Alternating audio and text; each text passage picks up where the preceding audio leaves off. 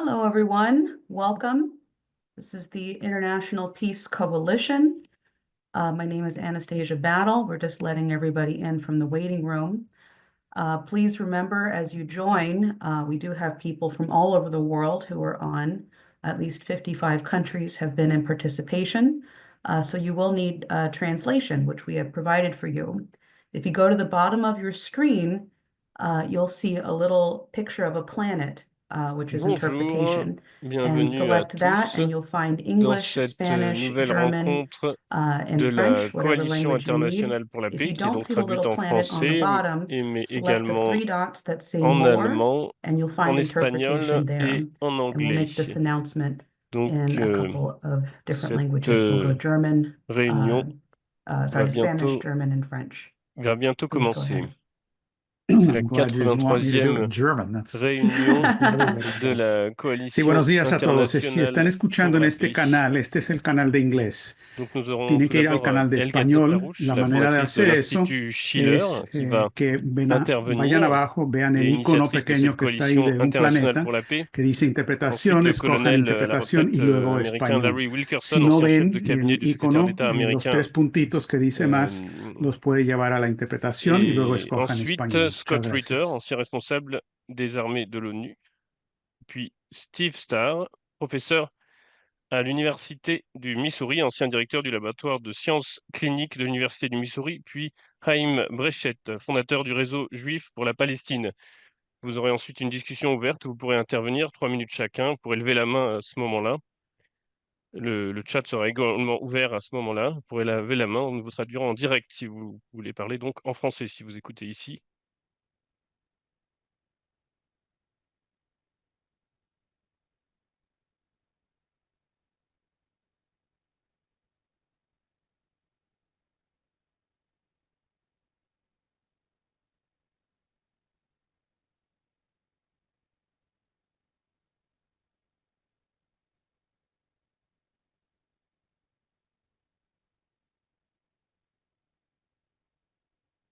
Okay, so I'll make the announcement one more Nous time, allons and then we'll donc get started.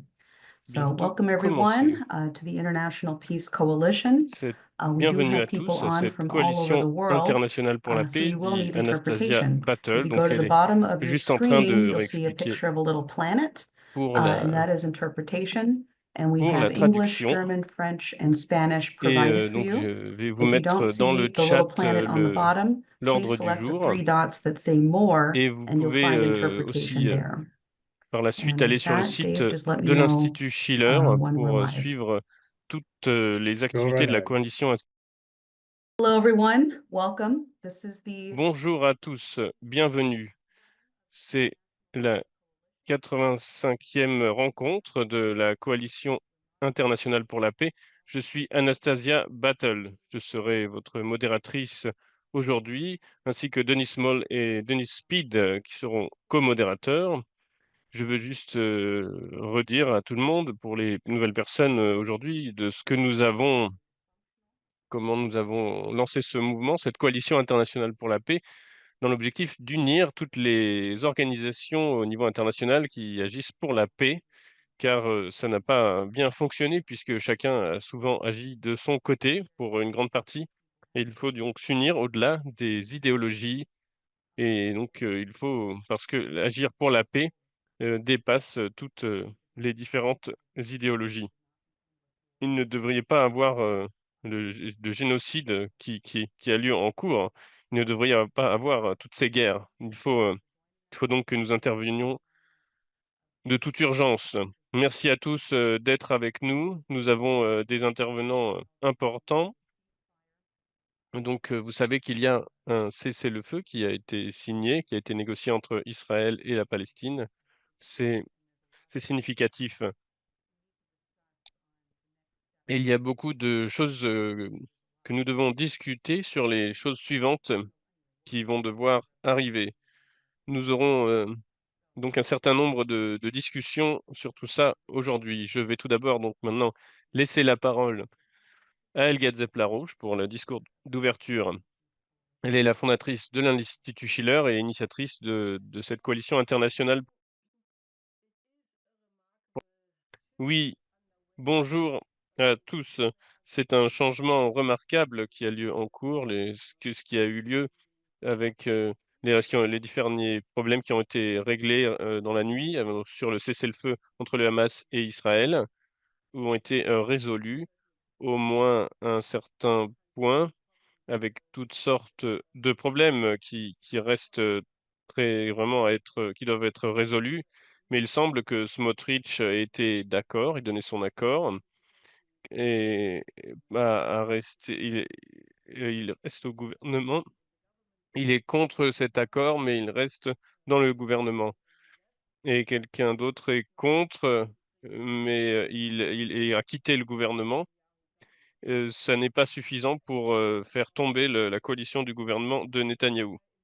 C'est clairement une étape très importante dans la bonne direction. Même le SWP, le représentant du SWP en Allemagne, c'est un think tank à Berlin. Et une femme de ce groupe à Berlin a dit que cet accord était prêt déjà en mai dernier, mais que il a fallu que l'équipe de Trump intervienne et mette la pression sur Netanyahou pour que cela ait lieu et qu'il soit mis en application. Donc c'est une chose incroyable parce que cela confirme totalement ce que nous avions dit tout le temps, que toutes les horreurs qui ont lieu depuis longtemps n'auraient jamais été possibles sans l'accord de l'administration Biden. Et je pense qu'il y aura une suite à cela. Mais en tout cas, pour la période actuelle, le, le vote final aura lieu donc demain. Et jusque-là, l'armée israélienne a tué des douzaines et des douzaines de Palestiniens, en fait, depuis que le cessez-le-feu a commencé.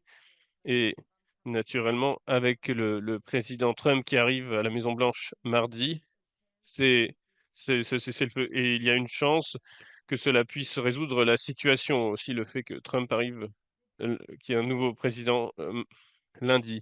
Et il a dit qu'il veut cet accord qu'il soit mis en place avant qu'il arrive à la Maison-Blanche. Et le fait que cela arrive, donc cela montre euh, une certaine, une certaine réalité. Et il y a une vidéo que Trump a mis sur son compte X où Jeffrey Sachs accuse Netanyahou des crimes. Euh, cela, cela a pu être une pression supplémentaire sur Netanyahou. Et donc, la situation est terrible, hein, est absolument terrible. Et selon Aïda Touma Shiman, qui, qui est membre de la Knesset d'origine palestinienne, elle avait dit déjà dans le passé que tous les partis dans la coalition sur le nettoyage complet de Gaza et pour la continuation de l'opération en Cisjordanie.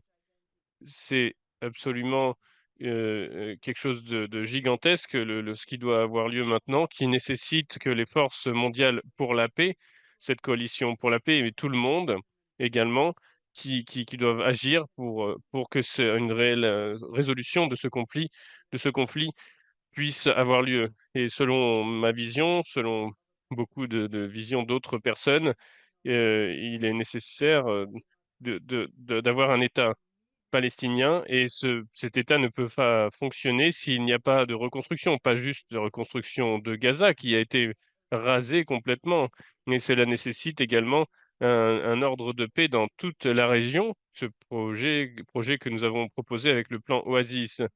Et nous devons encourager l'administration Trump à vraiment aller dans une négociation de paix et faire en sorte d'avoir les pays du Moyen-Orient et qu'ils puissent agir ensemble pour la paix. Et cela aura vraiment un potentiel pour résoudre la situation. Et le même jour, aujourd'hui, le président iranien Pereshkin est à Moscou, signant un accord stratégique avec la Russie, avec Poutine. Et bien sûr, c'est aussi un nouveau facteur dans la situation. Donc, c'est très prometteur. Et je pense que cela nécessite toujours un changement énorme dans la situation, étant donné la situation en Syrie, étant donné les tensions entre la Turquie et Israël, étant donné la destruction générale de la région. par les guerres qui n'ont aucun sens, toutes les guerres qui ont eu lieu ces dernières années, qui ont été lancées ces dernières années dans la région. Et la situation en Ukraine, c'est aussi donc l'autre crise majeure. Et on peut s'attendre qu'il y ait des signes, il y a des signes on peut faut être prudent, mais qu'il y a des signes de discussion qu'il pourrait y avoir des discussions qui pourraient commencer entre Poutine et le président Trump très bientôt. Cela pourrait amener la situation, on peut espérer, à une certaine résolution. En tout cas, nous devrions tout de même être très, très, très clairs que les Britanniques essayent de pousser à une escalade continue, comme cela a été démontré par la visite soudaine du Premier ministre Keir Starmer à Kiev hier. C'était la première visite depuis qu'il a pris son poste. Et immédiatement, il a proposé un traité de 100 ans entre l'Ukraine et la Grande-Bretagne. Et à ma connaissance, le terme électoral en Grande-Bretagne, c'est 3 ans. Donc, comment peut-il promettre un traité de 100 ans alors que la durée électorale en Grande-Bretagne, ça dure 3 ans, le mandat. Donc, les gens qui ont déjà pensé à... Il y a des gens dans le passé qui ont déjà pensé à un Reich de 100 ans et nous savons comment ils ont fini. Et donc là, il y a une faction, en tout cas la faction la plus dure, essaye de continuer ce conflit, de faire en sorte que conflit continue. Cela a été clair on a vu dans le dernier meeting, dernière réunion de Rammstein, il y a eu différents groupes qui se sont dessinés. Dans ce groupe, euh, avec, euh, avec l'arrivée de Donald Trump à la Maison Blanche. Et Keir Starmer, a promis 30 millions de pounds pour la reconstruction de la reconstruction de l'Ukraine, si j'ai bien compris le chiffre. En tout cas, ce qui est totalement insuffisant. Et BlackRock, eux, sont en position pour prendre le contrôle de tout ce qu'il y a à prendre, tout ce qu'il y a à prendre en Ukraine.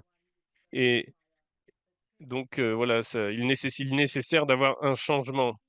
L'autre question clé par rapport à ce que va faire Trump, c'est, je dirais, bon, il y a beaucoup de choses qui ont été faites dans différentes administrations passées, incluant aussi l'administration Biden. C'est la posture stratégique des États-Unis. Il y a ce programme pour la modernisation de l'arsenal nucléaire qui est en action aujourd'hui. 5 000 armes nucléaires, missiles, et des missiles sous-marins, et toutes les têtes sur les bases aériennes, toutes les battes de missiles sur les bases aériennes américaines sont supposées être modernisées dans les 10 prochaines années. Selon le Bureau du budget, l'estimation qu'ils ont de 2017, cela coûterait 1,2 trillion de dollars. Et selon la revue nucléaire, le- une vue nucléaire, Nuclear Posture Review, ils disent que si l'intérêt des États-Unis est menacé, les États-Unis disent qu'ils sont prêts, ils se donnent le droit d'utiliser des armes nucléaires préventives, de façon préventive, et ils refusent de signer tout accord de non-utilisation des armes nucléaires. La question, c'est est-ce que Trump va changer cela? Parce que c'est extrêmement important. Si vous vous souvenez, le président Biden, en marche, a fait ce changement que, dont on a entendu parler que dans le New York Times plus tard. Il y a, en août, il y a une nouvelle vision stratégique qui voit la Russie, la Chine et la Corée du Nord comme les ennemis. Et Biden avait dit en gros que les États-Unis doivent se préparer et que l'OTAN avec eux est prêt devoir lancer une confrontation contre tous ces pays à la fois, ces 3 pays à la fois. Et, et on a les nouveaux B-51-12, des armes nucléaires, sont censés remplacer les anciennes armes nucléaires B-61. Et ces nouvelles armes ont leur propre système de ciblage des cibles. Ça veut dire que les systèmes de reconnaissance russes peuvent les reconnaître seulement dans les dernières minutes, si tant est qu'ils peuvent le reconnaître. Donc cela augmente le danger d'erreur d'estimation pour l'estimation du côté russe. Est-ce qu'une arme nucléaire arrive ou pas? Et ça augmente le risque de lancement d'une riposte par erreur. Et la question, c'est est-ce que tout cela va amener à une nouvelle course énorme aux armements? Est-ce que les relations entre les adversaires vont continuer? Est-ce qu'il y aura toujours des relations entre ces adversaires malgré les points de conflit importants? Est-ce que ça va on va résoudre cela ou au moins est-ce que ça va se baisser un peu les tensions? Cela nécessite un changement important, au moins nous, à la Coalition pour la paix et en tout cas moi et certains de mes collaborateurs, nous avons dit depuis longtemps que si voulons arriver à la paix, il n'est pas suffisant d'arrêter les guerres et d'arrêter les guerres régionales. Il faut également changer les causes, qui sont les causes c'est la géopolitique. C'est une relique du passé, la géopolitique. 2 guerres mondiales dans le XXe siècle ont été le résultat. Il faut s'en débarrasser de la géopolitique si l'on veut être en sécurité. Cela veut dire que les pays occidentaux doivent arrêter abandonner l'idée qu'il doit y avoir forcément une guerre entre les États-Unis et la Chine, et arrêter de penser qu'il faut avoir un découplage avec la Chine, hem, heu et il faut arrêter cette vision géopolitique. Nous devons amener le monde vers un nouveau paradigme où les pays occidentaux coopèrent avec la majorité globale dans leurs efforts pour sortir des effets, résoudre la cause des des des 500 ans de colonialisme, sortir de ces 500 ans de colonialisme et nous devons ensuite donc tous travailler ensemble, tous les pays du monde, pour sortir le monde de la pauvreté. Les gens qui fuient comme des migrants les migrants qui fuient l'Amérique latine, l'Afrique, le Moyen-Orient, ils doivent avoir un sens qu'ils peuvent coopérer pour, développer leur propre pays et si on avait les pays occidentaux qui coopéraient avec des organisations telles que les BRICS dans ce genre de projet de développement, cela pourrait résoudre la crise des migrants. C'est la seule façon humaine, par laquelle elle peut être résolue. Cela pourrait être la base ça serait la base pour un nouvel ordre pacifique, une nouvelle architecture internationale de développement et de sécurité qui prenne en compte les intérêts de chaque pays de la planète et tout le monde doit aller avec cette idée-là, doit aller dans ce projet si l'on veut que ça fonctionne. Nous avons besoin réellement d'une culture, d'une renaissance culturelle en Occident car, avec, les valeurs, il faut retrouver les meilleures valeurs de nos pays, respectifs, alors que nous avons accepté qu'elles soient aujourd'hui oubliées. C'est terrible. Il faut retrouver les meilleures, périodes classiques, en Europe, l'état d'esprit de la révolution américaine qui était anticoloniale contre l'impérialisme britannique et nous devons, mettre toute la communauté internationale, ensemble avec autour du meilleur de ce que l'humanité a pu produire dans son histoire, autour du meilleur de chaque civilisation, un dialogue entre toutes ces civilisations et tout cela avec une reconstruction économique, ce sera la base pour, la paix. Je pense que c'est une perspective magnifique et que si les gens pensent que c'est utopiste, ils ratent, vraiment la question réelle. C'est ce qui a déjà lieu dans le pays du Sud global. Les pays asiatiques voient vraiment avec fierté leurs 6 000 ans d'histoire et ils voient toute leur culture, culturelle. Ça leur donne la force de définir une vision positive pour le futur. Je pense que nous-mêmes, en Occident, nous devons faire exactement la même chose et coopérer dans des programmes, massifs de mobilisation pour l'énergie de fusion, dans la recherche pour la recherche spatiale et nous pouvons bâtir la paix, pas juste sur la planète, mais au-delà et je veux, en rester là avec cela. Je pense que nous sommes à un moment vraiment déterminant et il est moment de changer c'est le moment de changer notre position, notre direction.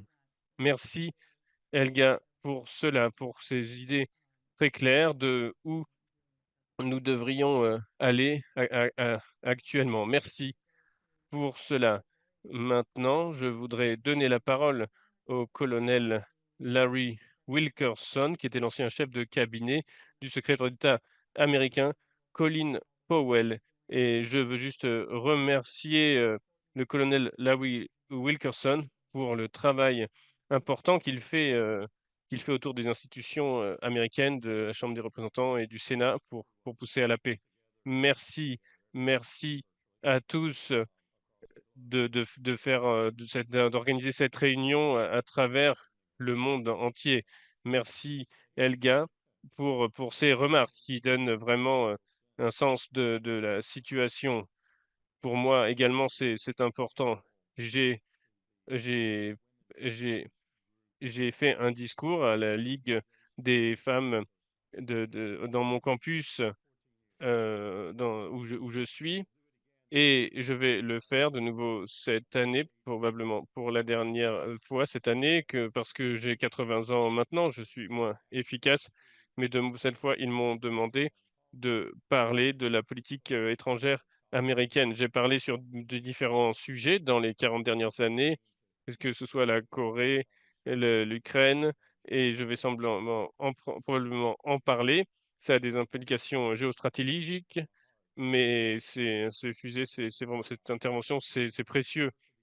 Et l'empire, je vais faire référence aux États-Unis d'Amérique comme un empire parce que c'est le titre que les empires, que les historiens donneront aux États-Unis. Dans le futur, ils parleront que les États-Unis ont été un empire. La politique étrangère et américaine, telle qu'elle est, les sanctions, c'est là où ça a été le pire par rapport à la vision des États-Unis dans le monde, les sanctions américaines, pas juste le fait que nous combattons des guerres, nous menons des guerres tout le temps, mais le fait que nous avons 2 milliards de gens que nous mettons sur des sanctions parfois draconiennes. Et si vous y pensez, le reste du monde a très peu de raisons de nous regarder de manière positive. Mais des signes qui, il y a une association de la politique étrangère qui, qui, qui, qui, qui- la Ligue des électrices américaines, a publié différentes choses dans son magazine et l'une qui commence leur magazine, c'est quelque chose qui va parler de ce dont je dois adresser, qui parle de ce dont je dois adresser en février dans mon intervention. Ils disent, l'Amérique a eu vraiment un tournant historique. Il y a un professeur à l'université Princeton qui ne le sait pas, mais l'université George Washington utilise ce titre depuis longtemps et j'ai participé au séminaire à travers les temps et les époques. Ce séminaire doit amener des points très importants. Des bureaucrates, des agences centrales de renseignement, des agences différentes agences de renseignement américaines et les gens de la bureaucratie, tous les gens clés de la bureaucratie dans le gouvernement, eh bien, ce magazine s'adresse aussi à eux. G. John, dans son article, commence en disant, il a dit quelque chose de très important qui m'a frappé. Il commence, je vais vous le lire pour vous en parler. Et sur les 2 premières phrases qu'il utilise dans le premier paragraphe, ça m'a frappé. Et vous allez voir euh, et comment ces phrases. La première phrase, donc, cite citation, les États-Unis polarisent et divisent. Et- à travers, nous faisons face au monde, le monde voit des dangers à cause des États-Unis. Et je rajoute, mais je vais lire toute la phrase. Les États-Unis polarisent dans le monde, font face à des challenges, créent des dangers, mais en font face à des dangers dans le monde, des défis qui sont créés par la plupart par eux-mêmes, par les États-Unis eux-mêmes. Et ensuite, la citation donc suivante, la Russie et la Chine ont pris et ont décidé de défier le leadership américain et l'ordre dirigé par les Occidentaux. et je vais le changer. La Russie et la Chine ont décidé de changer le leadership américain. Mais non, l'Empire américain a décidé de prendre le contrôle avec des dimensions économiques et militaires pour prendre le contrôle de l'Est. Avec la cible principale étant la Chine. Et il y a Dijon Akenin qui a écrit cela. Et quand je vais parler de cette ligue, je vais parler de ces choses-là. Ensuite, je vais développer quelque chose d'autre. Ce qu'a dit Elga était vraiment excellent. Le chef master, le chef de commandement des forces aériennes, Dennis Prince, un bon ami à moi, et moi, nous sommes allés au bâtiment du centre de direction, d'un centre important de direction américain. Nous sommes allés avec les Doctors contre le génocide, qui sont composés, comme nous l'avons compris. Je n'ai aucune doute de douter de cela. Ils ont 15 000 personnels médicaux qui sont membres de cette association, du personnel médical des différentes personnes du milieu médical, dont certains qui ont travaillé à Gaza et qui savent de quoi ils parlent qui- quand ils accusent Israël de génocide. Nous étions avec eux, ils se sont rassemblés pour la première fois dans un bâtiment représentant ce que la Constitution décide pour la Constitution américaine. Les États-Unis, je ne dis pas empire, mais la République américaine. Nous avons été dans un bureau, nous sommes allés faire du lobbying, donc nous allons, de manière très claire, à 9 heures le matin, ils étaient en tenue de médicale, ils avaient leur badge, c'était marqué docteur contre le génocide, et que nous connaissions, et, et donc qui était contre, les règles du Congrès, du bâtiment du Congrès. En fait, c'est interdit d'avoir des badges. Et en fait, avant que nous puissions dire quoi que ce soit, avant que nous puissions nous introduire, il y a eu 30 ou 40 personnels de police qui, qui, qui, qui étaient là pour menotter les personnes. Et, euh, et ils ont dit à ces docteurs, ces gens n'ont jamais été là avant, peut-être certains, c'est les docteurs contre le génocide, et donc ils sont là avec le plan d'aller rencontrer différents personnels du Congrès pour parler de la situation à Gaza. Et c'est compréhensible selon moi. Et, et donc nous ne pouvons pas le faire. Donc nous sommes perplexes. Qu'est-ce qui se passe ici? Et ensuite, la police du Capitole, le responsable de la police a dit: «Vous avez 30 secondes pour vous disperser, vous avez 1 minute pour le faire, pour faire ça.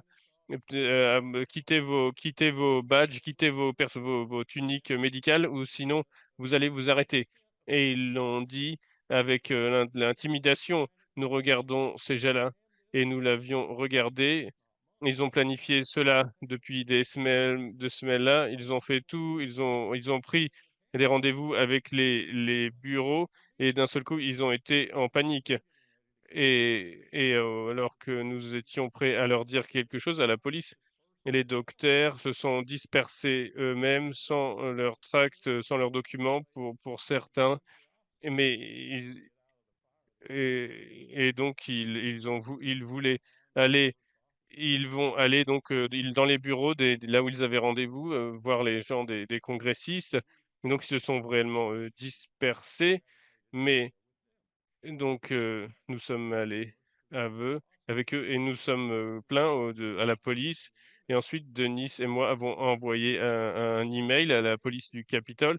Mais en gros, cela était la façon dont ces gens, tous les citoyens américains, des professionnels médicaux, des médecins, différentes personnes qui ont travaillé à Gaza, qui ont une mission à ce point-ci, c'est d'essayer de faire en sorte d'avoir le docteur Abou Safir, de faire en sorte qu'il soit libéré pour aucune raison. il a été il a été il a été fait prisonnier, voilà. Et donc c'est juste inadmissible. Je pense que ce système, c'est un microcosme, pas aussi vaste que sérieux. Et donc on met les gens dans le noir pour des années, pour 15 ans par exemple, ils sont torturés, ils sont mis sans lumière, ils sont interrogés. Et c'est ce qui arrive à Abou Safir, au docteur Abou Safir, qui et donc ça a été un héros, un réel héros, un docteur héros. Et donc et aussi ces docteurs qui étaient là avec nous. Certains ont travaillé à Gaza, certains ont travaillé à Rafah. Et donc nous sommes allés dans un des bureaux où nous avions un rendez-vous avec un congressiste. et et c'est une proportion, une petite proportion qui était sympathique. C'est une petit exemple de cela. Lui, il était sympathique avec notre vision. Ce que nous avons appris de ce congressiste, c'est sur et différentes autres choses qui arrivaient sous la forme de législation. Et selon nous, eh bien, aucun juriste de qualité n'empêcherait la droit d'expression, mais c'est pourtant le cas aujourd'hui. Mais est-ce qu'on devrait en arriver à ce niveau-là aujourd'hui? Et il disait, lui, ce congressiste, que ça serait une possibilité qu'on arrive à une suppression de la liberté d'expression. Donc, on a une réduction de la liberté de suppression de la liberté d'expression du peuple américain, hein, où on veut empêcher les gens de s'exprimer quand il s'agit de la Palestine. Et ce congressiste a été lui-même menacé. Il a été menacé lui-même. Il est congressiste et il a été menacé que son travail pourrait devenir très dangereux s'il se lève contre, parce qu'il va se lever contre cela. Donc, donc, on a une vision géostratégique pour dénoncer ces choses-là, et nous sommes allés sur le terrain pour aller dire les choses. Et j'avais tout à attendre, j'attendais les choses, j'attendais à que les meilleurs résultats que l'on puisse attendre de ce cessez-le-feu, même s'il dure dans les 23 prochains jours, s'il continue, et j'espère que les otages, si les otages sont toujours vivants, ils pourront être libérés.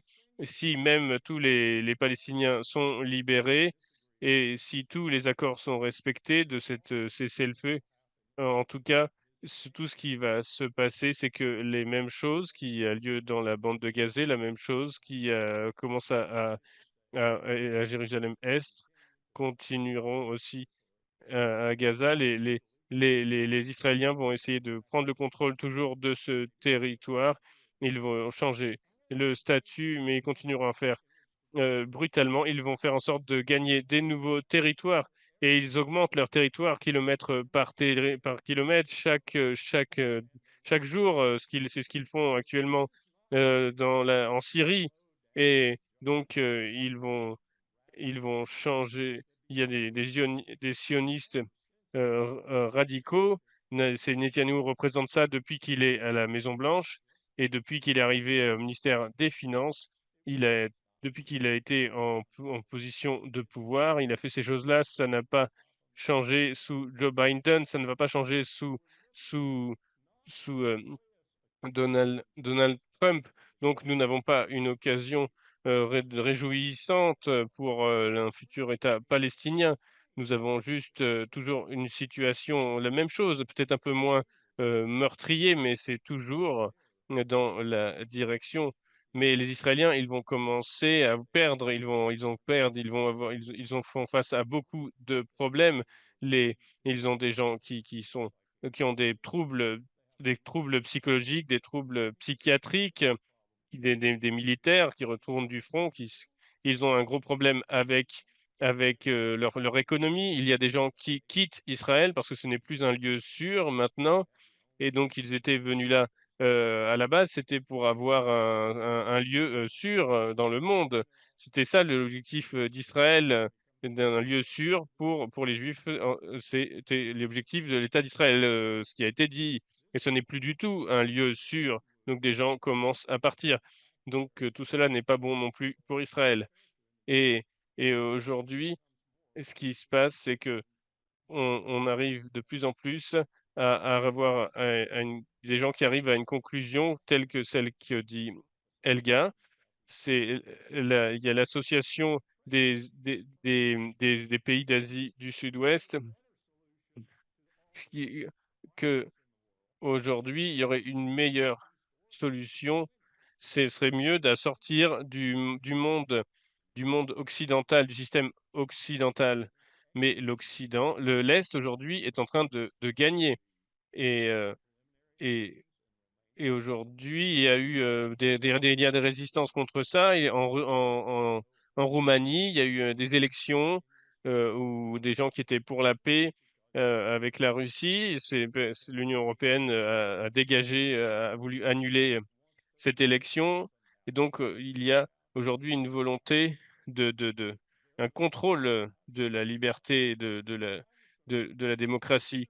Nous avons un congressiste qui a écrit des lettres à Marco Rubio de lui donnant des, des, des noms de personnes et qui lui demande de les sanctionner, ces individus, leurs familles. Il faut voir quoi est-ce que Rubio va faire, mais en tout cas, aujourd'hui, l'Occident essaye de contrôler tout du pôle Nord au pôle Sud. Et donc, c'est juste incroyable. Et nous ne faisons pas face aux problèmes existentiels que nous faisons face. Aujourd'hui, nous avons le danger des armes nucléaires. Il n'y a plus de traité sur les armes nucléaires.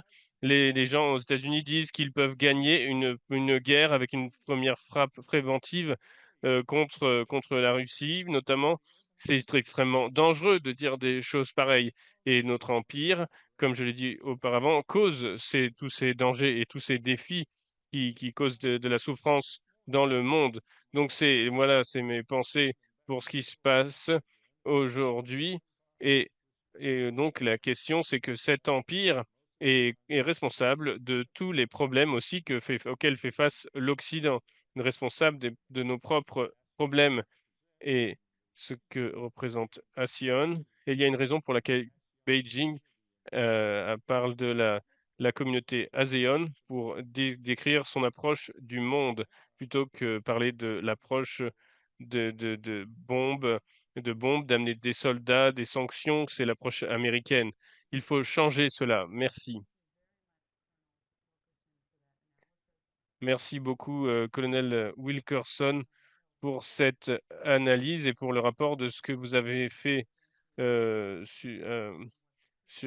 la maison, à la Chambre des représentants, au Sénat. Voilà, c'est très important ce que vous avez dit sur les fondations des États-Unis. Et à la base, les États-Unis ont été fondés pour combattre l'impérialisme. Donc, merci beaucoup pour ce dont vous avez parlé. Ensuite, nous avons maintenant Scott Ritter, qui est ancien responsable des armes à l'ONU. Merci, ancien inspecteur à l'ONU des armements. Merci beaucoup, Scott Ritter. Merci pour l'invitation. Je suis arrivée en retard. Je suis désolée, mais j'ai un emploi du temps très chargé aujourd'hui. Je suppose que le cessez-le-feu est le point de concentration pour notre discussion aujourd'hui. Je vais commencer par dire que comme ma semaine a été très chargée, j'ai passé beaucoup de temps dans une voiture en train de faire des déplacements. Je n'ai pas eu le temps de faire ce que je fais d'habitude, c'est-à-dire d'examiner le sujet sur lequel je vais parler. Et non pas seulement en termes de contexte général, mais sur l'actualité aussi. Et je n'ai pas eu le temps de faire cela cette fois-ci. Donc, je vais tenter d'éviter des spécificités parce que je ne suis pas confiant de ce point de vue. J'ai entendu la fin de ce que le colonel Wilkerson a dit et je dois partager son pessimisme, malheureusement, pour dire que quelle que soit l'issue du cessez-le-feu, sans changement significatif de la situation chez tous les grands acteurs dans la région et aux États-Unis, le cessez-le-feu ne sera qu'une période d'attente permettant à Israël de poursuivre par la suite sa stratégie de Grand Israël. Je ne vois pas le cessez-le-feu comme une étape automatique vers un État palestinien, mais je peux dire que ce cessez-le-feu n'est pas une victoire israélienne. Il faut bien le comprendre. Si on peut le qualifier de victoire du Hamas, c'est une autre question.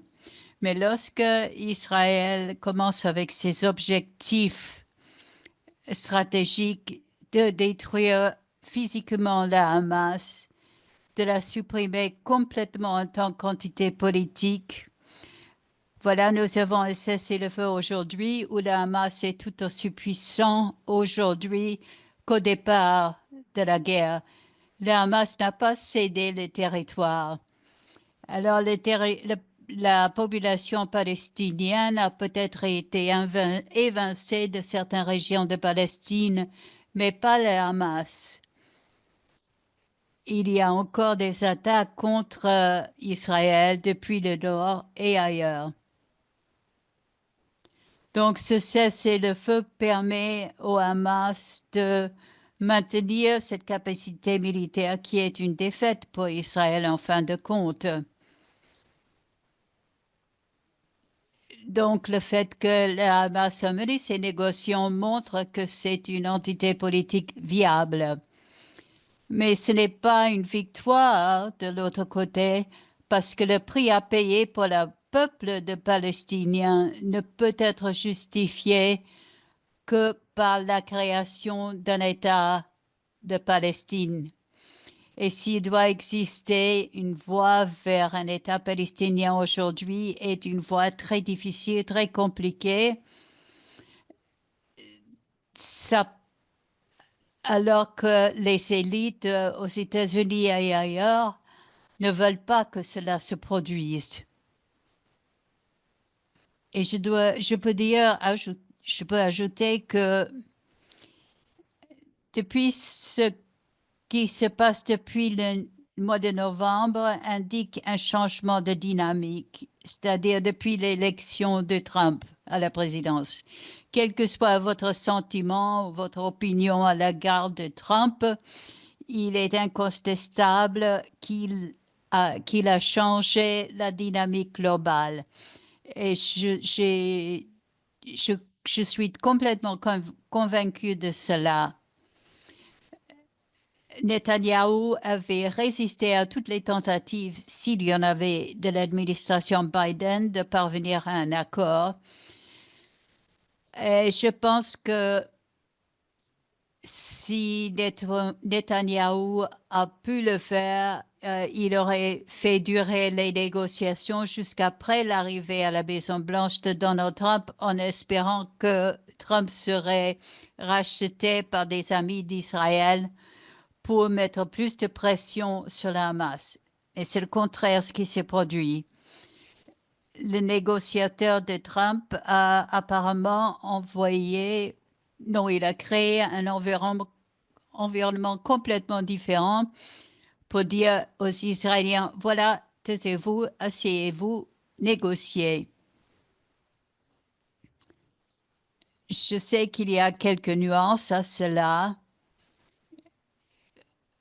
Certains rajoutera à cela, taisez-vous, asseyez-vous, faites en sorte que cela se produise, mais aussi pour dire que par la suite, vous aurez une récompense.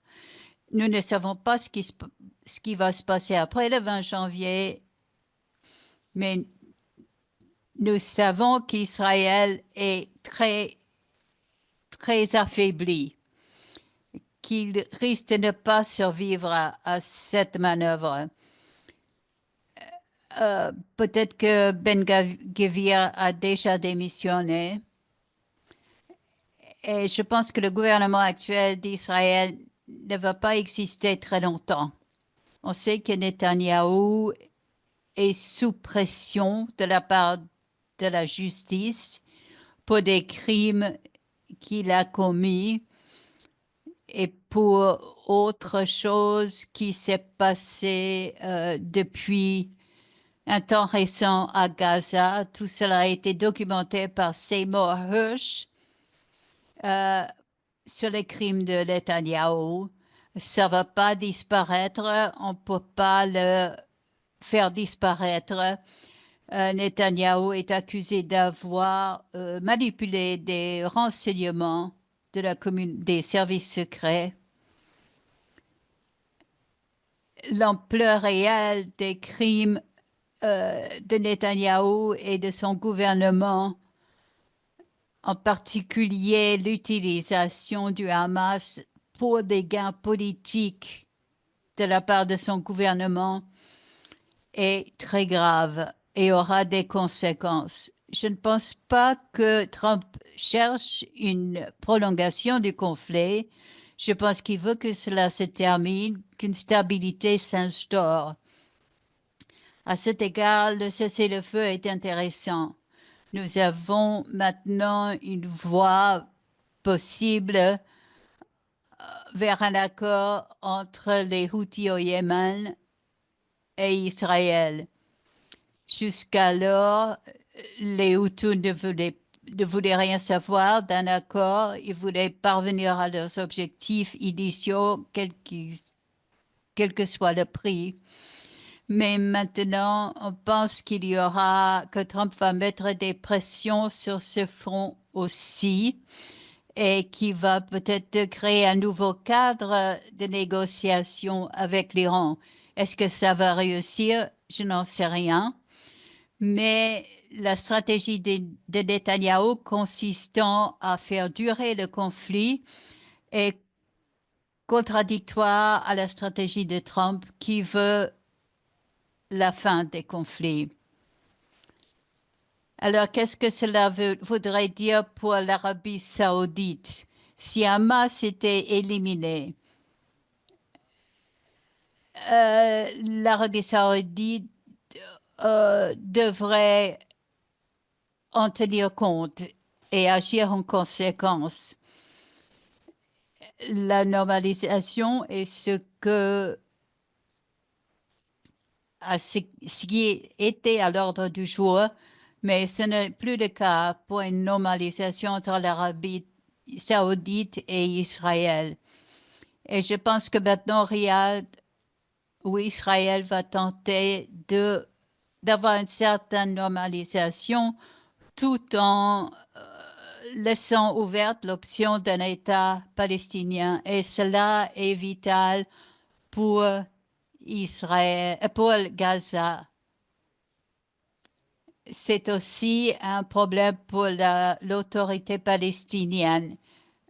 Je pense qu'il ne fait plus de doute que le dirigeant de la cause palestinienne n'est plus Mahmoud Abbas, n'est plus le PLO ou l'OLP, mais c'est le Hamas.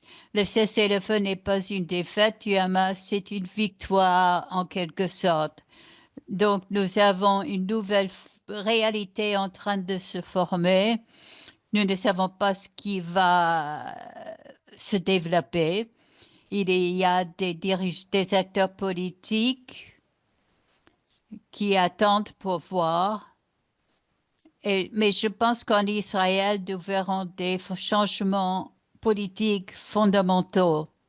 La situation des otages a créé une nouvelle réalité politique qui va transformer la politique israélienne en discréditant Netanyahou, Ben-Gvir et les autres à cause des mensonges qu'ils ont répétés, qu'ils ont fait croire à la population israélienne.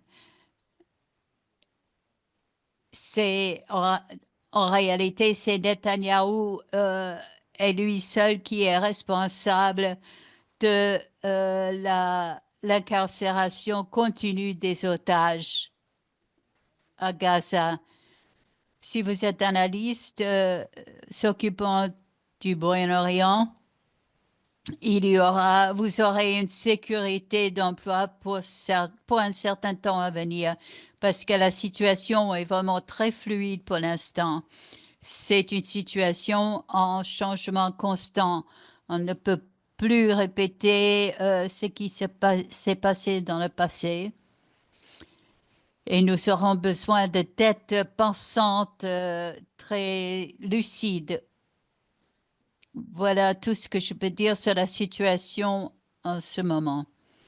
Merci, Scott. Je sais que vous devez partir bientôt pour un autre rendez-vous, mais je voulais juste demander à Helga si elle a quelque chose à répondre à Scott et à Larry Wilkerson. Helga, je partage vos soucis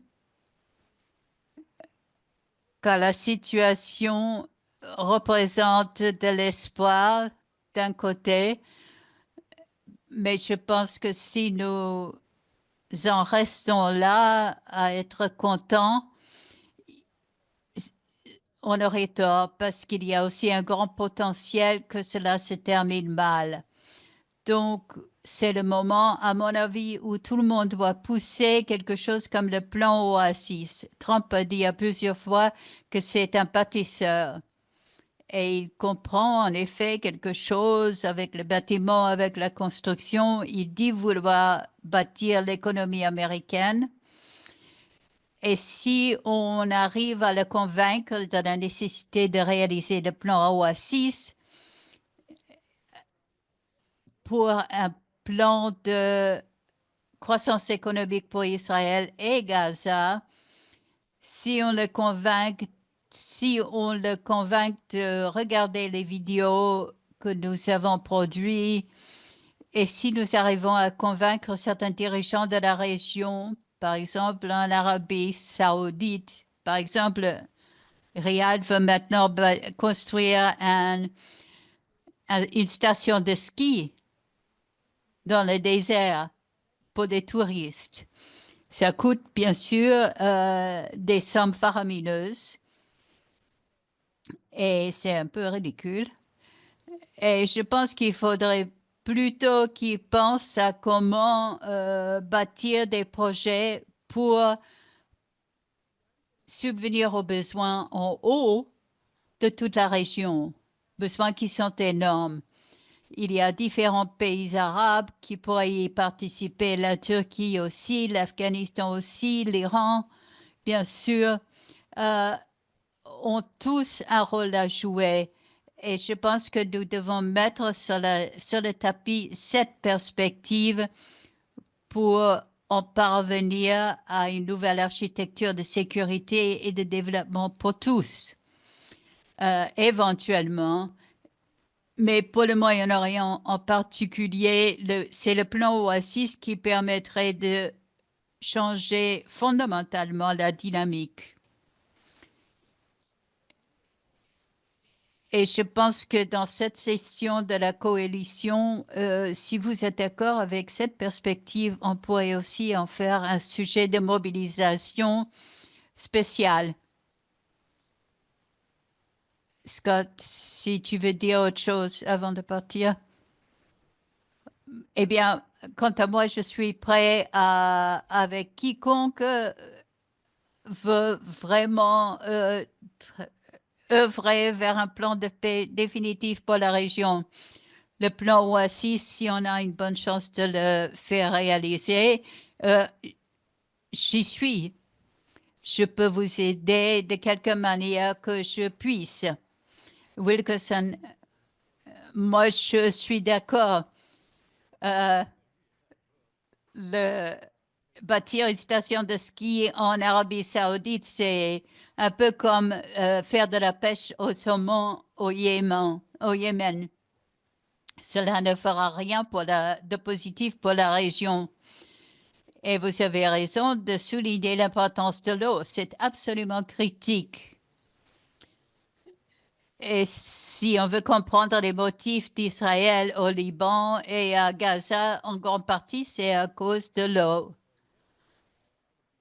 Oui, absolument. Je suis pour un plan Oasis.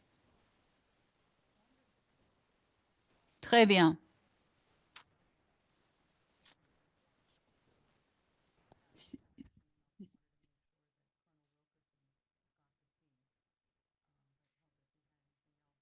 Oui, Helga, je ne sais pas si tu veux dire autre chose, parce que nous avons aussi une vidéo que nous voulons que le colonel Wilkerson puisse visionner avant de partir. Et Helga demande à tous les participants s'ils connaissent ou s'ils ont des contacts avec des ambassadeurs de Palestine ou des diplomates dans la région, tous ceux qui sont impliqués ou concernés par le plan Oasis, on peut les recontacter pour essayer d'organiser une conférence dans la région avec la participation de tous les pays. Et si nous travaillons tous vers cet objectif, nous pourrons peut-être y parvenir. Alors, moi, à mon avis, ça m'entend, mais le type de choses que Trump aimerait beaucoup. Surtout s'il pourrait l'appeler le plan Trump ou le plan Oasis de Trump. Trump de l'eau. Ce sera immense. Il pourrait bâtir un hôtel Trump au milieu de l'Oasis. OK, moi je dois partir maintenant. Des Scott, travaillez tous à faire le bien. Et Larry doit aussi partir. Larry, 1 minute, on voulait vous montrer une intervention que Max Blumenthal.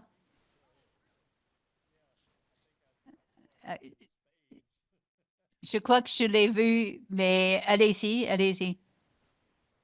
Max Blumenthal, le journaliste, devant avec Blinken. Il demande à Blinken pourquoi il n'a rien fait pour faire parvenir l'accord qui avait été formulé en mai dernier pour la paix entre Gaza et le Moyen-Orient et Israël, pardon. Vous avez fait associer le judaïsme avec le fascisme. Vous avez hissé les drapeaux blancs devant des fascistes israéliens. Vous êtes un sioniste, votre père était sioniste. Votre héritage, ce sera le génocide.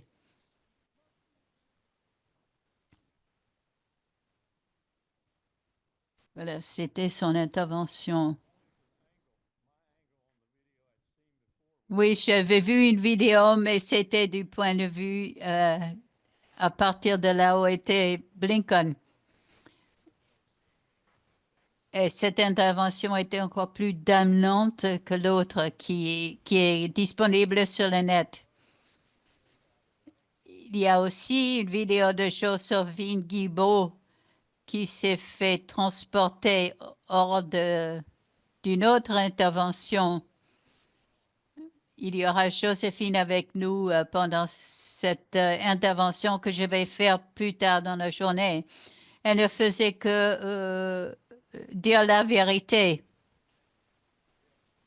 Oui, elle appartient à l'école José Vega de l'interventionnisme.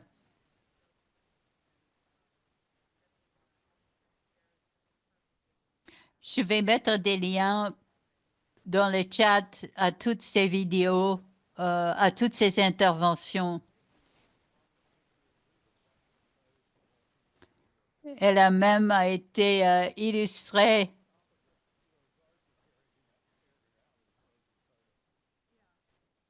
Ouais, dans le Washington Post, il y a une photo où on la voit en train d'être transportée hors de la salle. OK, colonel Wilkerson, je sais que vous devez partir maintenant. Merci Scott aussi et à Larry Wilkerson. Maintenant, je vais demander au professeur Steve Starr, qui est professeur à l'Université de Missouri et l'ancien directeur du laboratoire scientifique clinique. Il est expert en armes nucléaires et il a fait plusieurs présentations sur les conséquences horrifiantes de l'utilisation de l'arme nucléaire, que ce soit éventuellement en Ukraine ou ailleurs.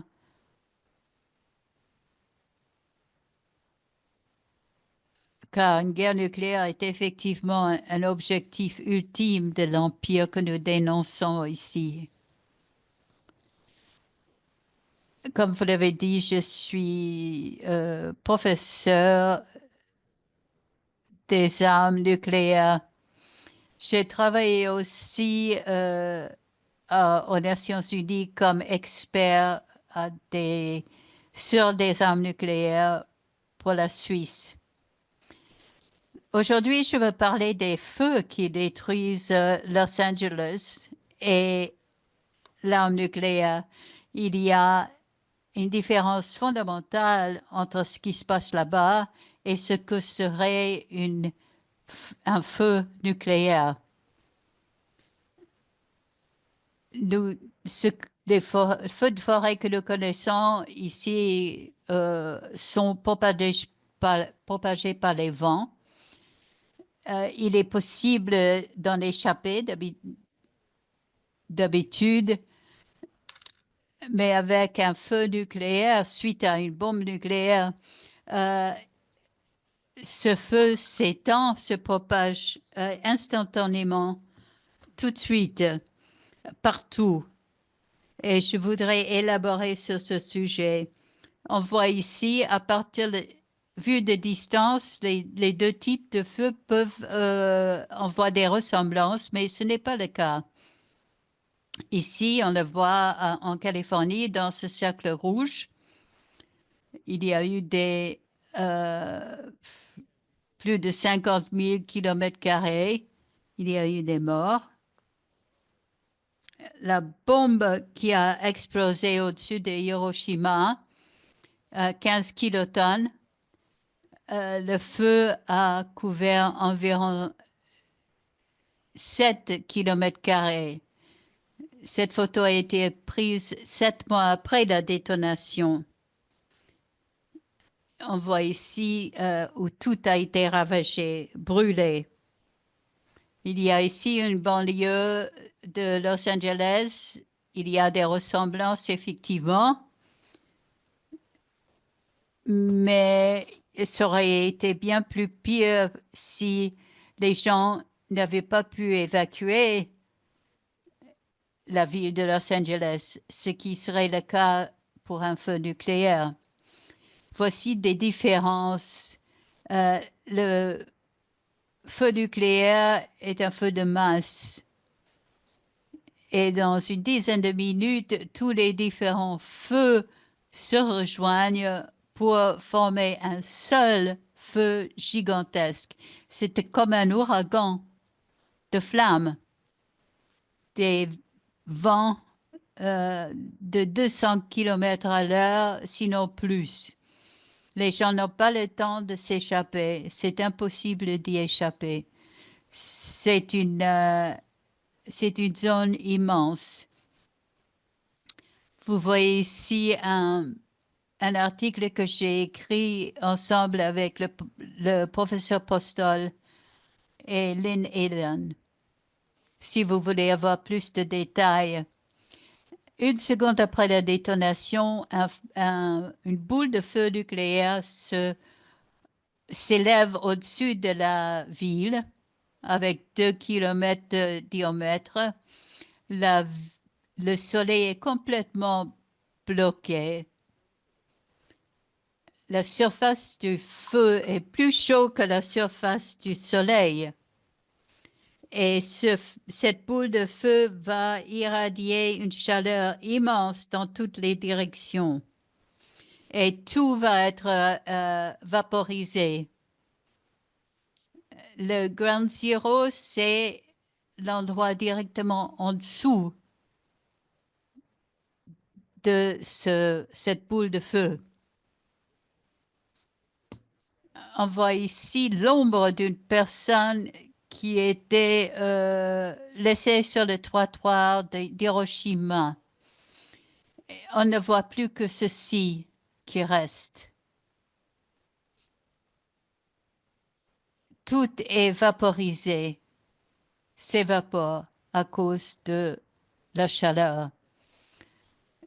À 1,6 km éloigné de la boule du Ground Zero, il y aurait un feu plus fort que le soleil du désert à midi. Et toute la végétation sur la surface de la Terre serait brûlée. Toutes les statues en bronze se fondraient. Ici, vous voyez une dramatisation, simulation de ce qui se passerait.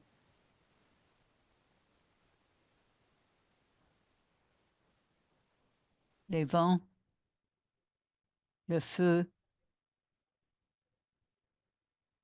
les statues.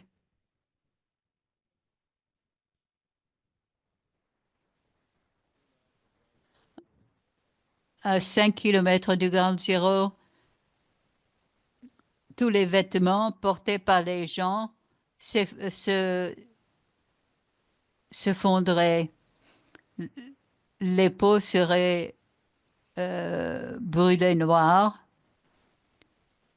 12 secondes après, il y aurait des vents de 600 km à l'heure. Ici, on voit des images d'ombre de personnes, d'une personne qui tentait ou qui voulait monter une échelle. C'est une chaleur incroyable. Ici, vous voyez des images de l'article que j'ai fait paraître dans le bulletin de scientifique atomique. On voit ici l'ampleur de la boule de feu.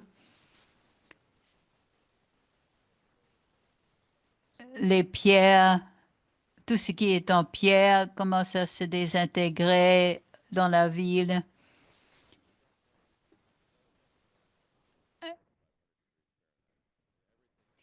Les températures seraient beaucoup plus fortes que la température de l'eau qui bout.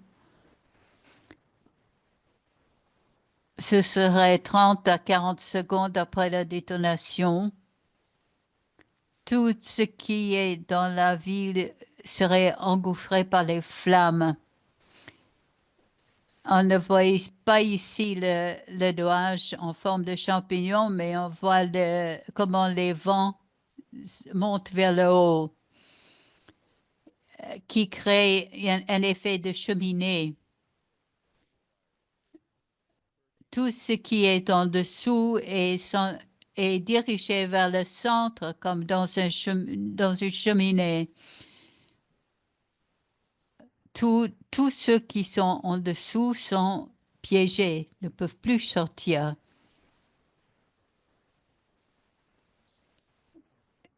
Les vents sont capables de déraciner des arbres d'1 mètre en diamètre.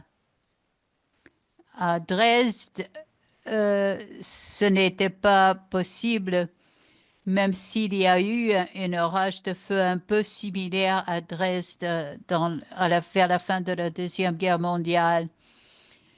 Et quelques gens ont pu s'échapper, mais seulement en rampant dans la rue.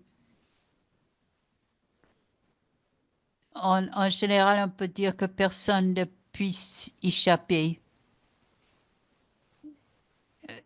J'ai mis ces images aussi, l'effet d'une bombe atomique de 15 kilotonnes On voit ici la zone qui serait affectée par la boule de feu. Ici, on voit comment c'est superposé sur la zone de Los Angeles où le feu des palissades a eu lieu. Ce serait environ plus de 200 km². La Russie dispose d'armes de 1000 kilotonnes. Ici, on voit une simulation d'explosion.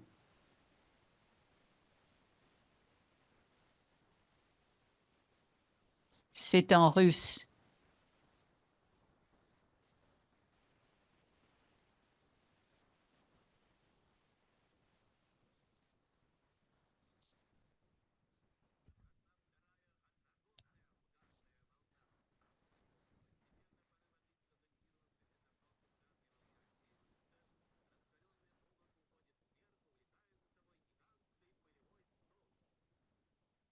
Le commentaire est en russe. La Russie dispose de 2 sous-marins capables de transporter 2 bombes de 100 mégatonnes. Et si l'une d'entre elles était détonée au large de Los Angeles, voilà la zone qui serait affectée. Je suis désolée, c'est un peu abstrait, mais il est important de comprendre ce que impliquerait vraiment une guerre nucléaire. C'est ce que prépare la Russie contre les États-Unis aussi. Il faut bien comprendre quelles en seraient les conséquences. Il faut informer les gens de ce que la guerre nucléaire est une menace réelle. Il n'y a aucun objectif politique ou national qui vaille le coup de risquer la destruction de l'espèce humaine. Merci pour votre attention. Merci, professeur Stephen Starr. Il est effectivement important de rappeler aux gens que c'est justement pour pouvoir mener des discussions pareilles que nous avons créé ce forum avec la Coalition internationale pour la paix.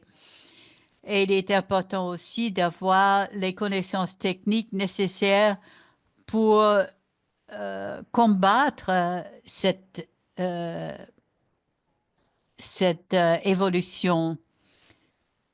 Et je vous remercie beaucoup de montrer aussi de manière très objective ce qui est en jeu.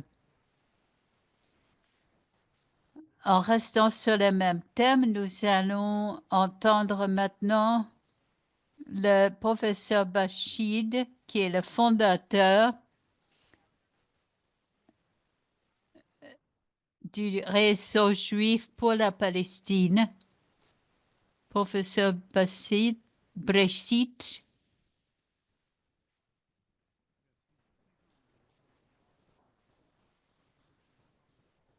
Il est important aussi de dire qu'il a publié un livre qui s'appelle « Une armée pas comme une autre » à propos des crimes commis par l'armée israélienne, par le Chahal.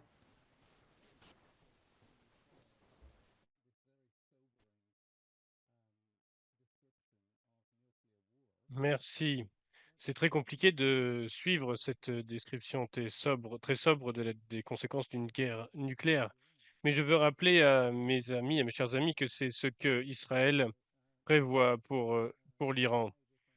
Et je veux dire que je suis très honoré, je dois dire que je suis très honoré par votre invitation parce que je suis Scott et Larry, j'ai suivi Scott et Larry depuis longtemps, comme beaucoup, et je suis très honoré de parler après ces 3 Américains qui sont exemplaires et qui sont honorables.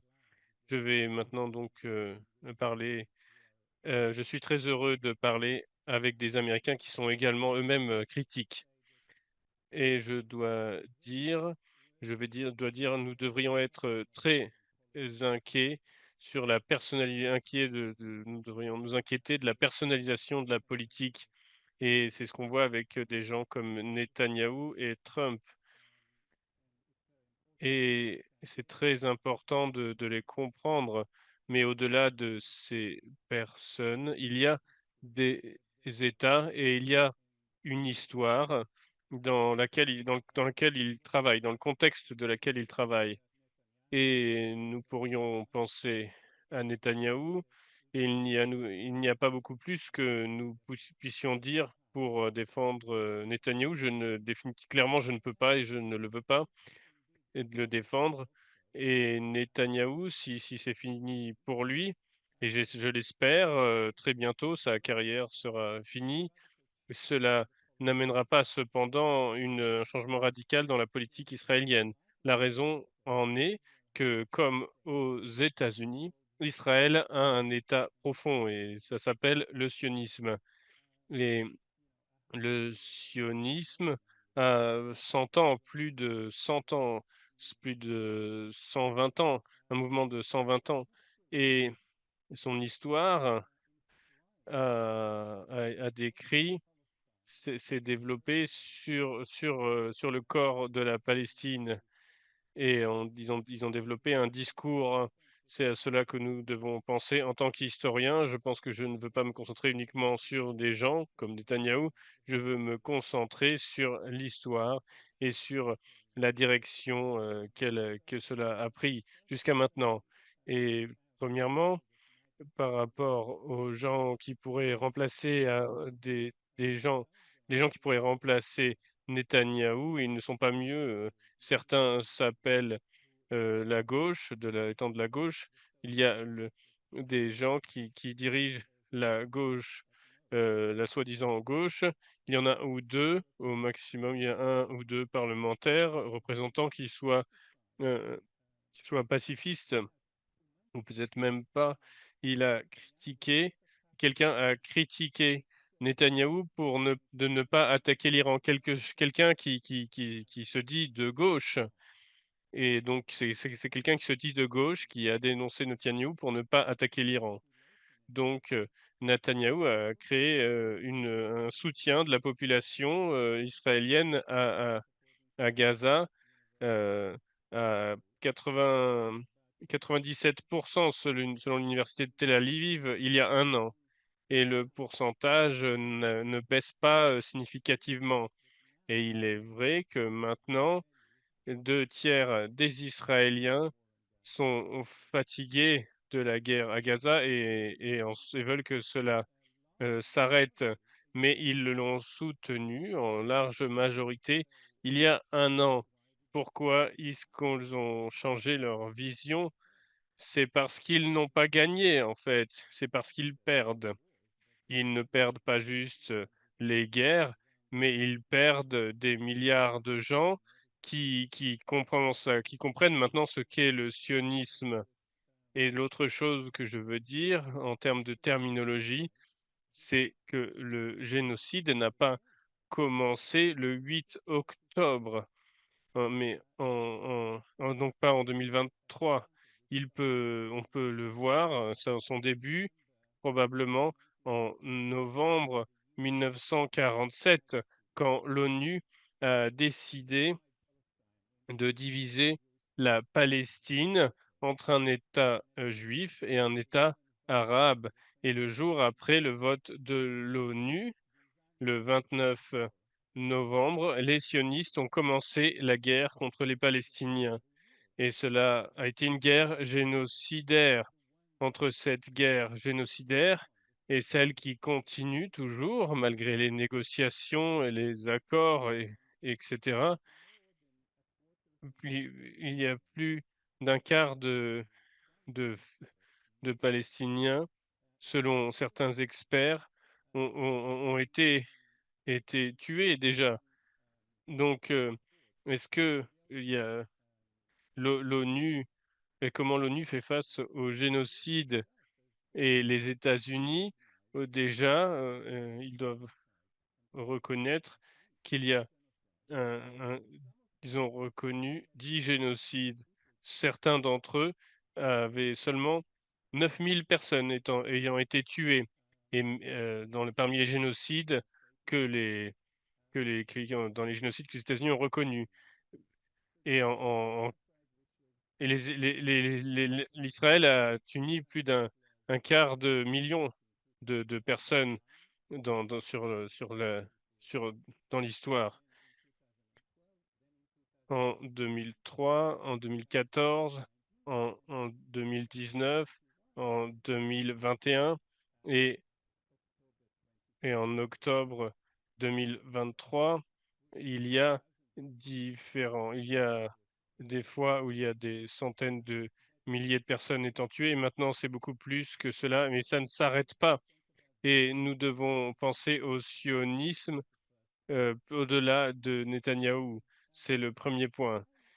Et, alors que je mentionne les discussions à propos du génocide et ce qu'est un génocide, selon certains pays et selon certains experts, et je veux faire un point très simple qui est important. La première personne à parler de génocide, c'est un professeur, Russ Siegel, un professeur juif israélien, il y a 3 jours après que cela ait commencé, le 12 octobre, il a publié un article dans un journal juif où il parle de Gaza comme étant un cas d'école du génocide, d'un génocide.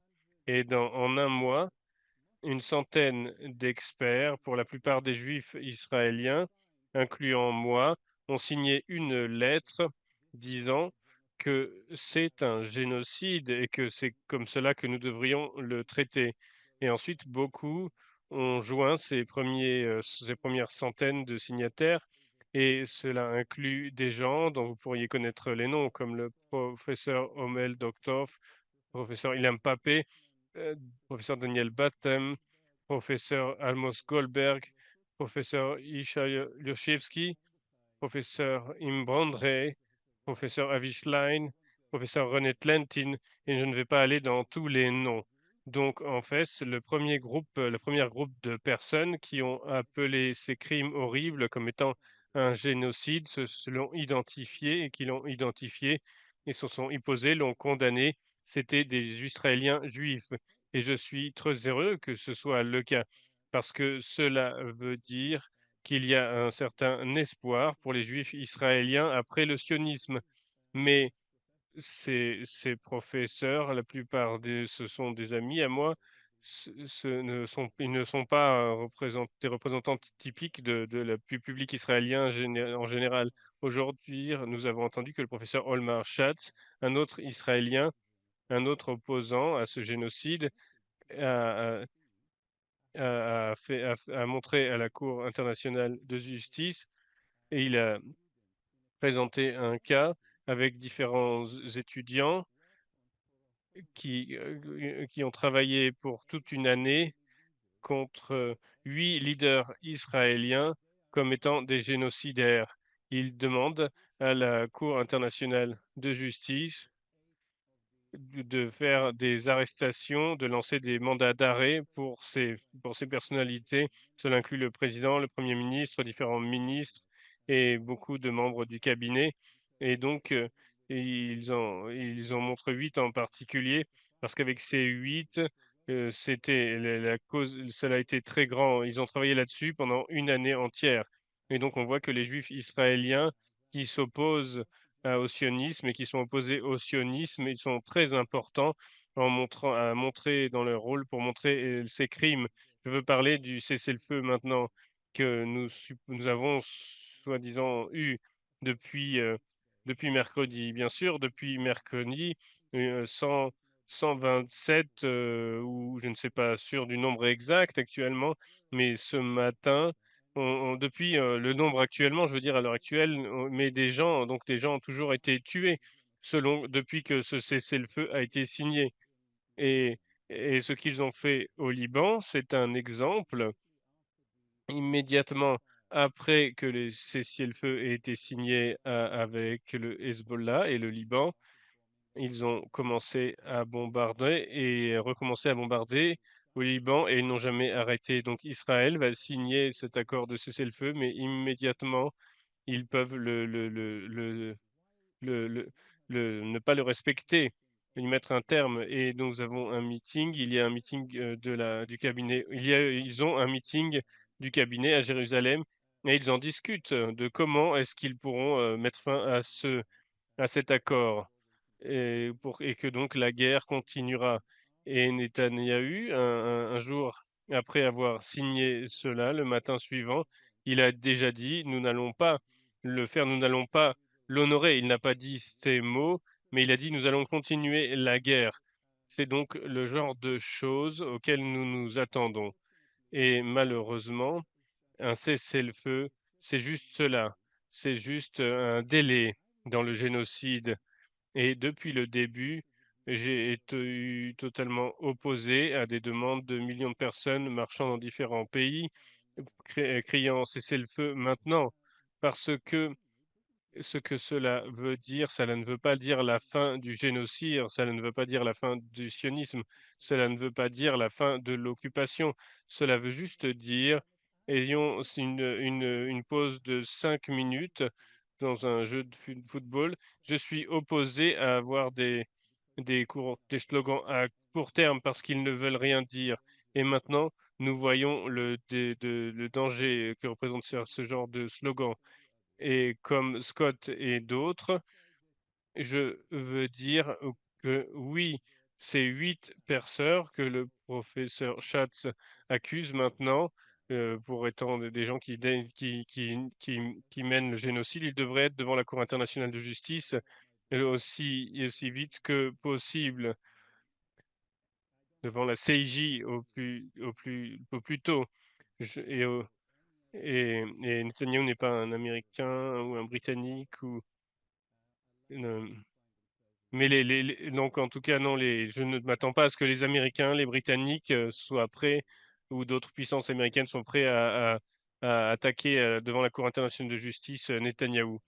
Mais donc je veux vous dire vous amener une autre perspective. Les personnes qui, les centaines qui devraient être emprisonnées, c'est des centaines, ce n'est pas 8 personnes. Je ne dis pas des milliers, je parle de centaines parce que je parle du leadership des nations occidentales qui ont soutenu le génocide. Et ce- la principale, c'est les États-Unis. Joe Genocide devrait en faire partie, Blinken, Austin, toutes ces personnes qui sont les architectes, qui sont ceux qui sont les apôtres de ce génocide, devraient être emprisonnés avec ces 8 Israéliens. Et ça ne s'arrête pas là. Les personnes qui veulent remplacer Justin Trudeau au Canada, quelqu'un qui s'appelle Jacobi. J'en avais pas entendu parler de lui auparavant, dans les mois précédents, le dernier mois. Il a parlé du génocide contre les Israéliens. Et il a dit que le Canada va continuer dans son soutien à Israël et ne va pas arrêter un Israélien qui viendrait au Canada. Donc, il peut lui-même aussi aller en prison. Le leadership français peut également rejoindre la prison. Et, et l'un des principaux à amener l'Allemagne, à financer et à amener des armes à l'Israël, c'est l'Allemagne. Et l'Allemagne, et c'est vraiment euh,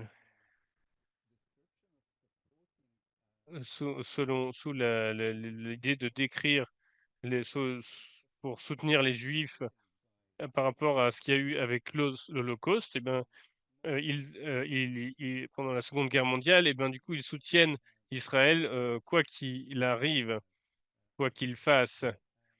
Et, Je ne suis pas d'accord avec des chiffres qui sont sortis. Nous savons tous que des dizaines de milliers de personnes sont sous les ruines.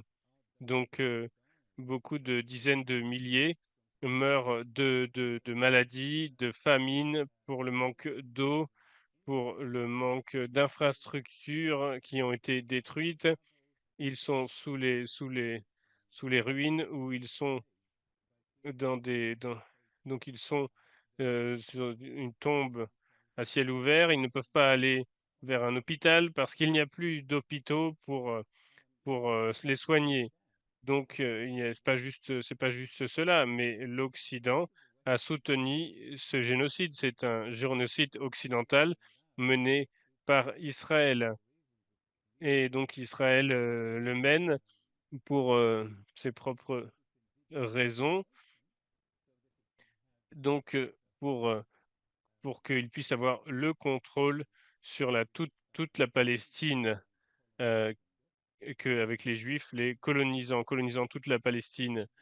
Et les États-Unis, un nombre de sénateurs aux États-Unis ont suggéré que si la Cour internationale de justice avait allé mettre Israël en accusation pour génocide, les États-Unis devraient bombarder la Hollande et détruire à La Hague le centre le jugement de la Cour internationale de justice, et que des commandos américains devraient aller débarquer à La Haye et attraper les juges et les amener à Guantanamo. Donc on voit que les États-Unis prévoient d'amplifier les crimes d'Israël. Et je ne pense pas que cela va avoir lieu, parce que la Cour internationale de justice ne va pas être autorisée à mettre quelque gouvernement occidental que ce soit, incluant Israël, devant la Cour. Mais nous devrions en fait condamner toute chose que les pays occidentaux ont fait. Et je vis à Londres, donc je